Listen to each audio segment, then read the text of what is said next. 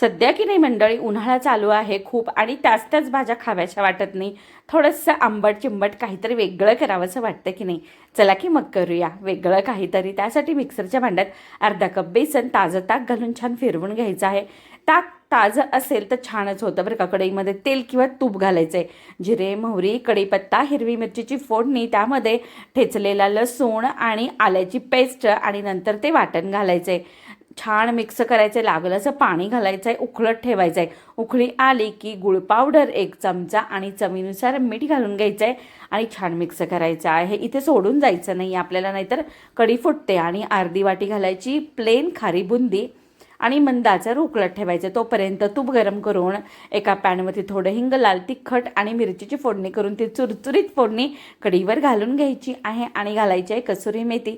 वेगळा प्रकार आहे उन्हाळ्यातला, नक्की करून बघा. आवडलं तर नेहमीप्रमाणे लाईक करून जावा.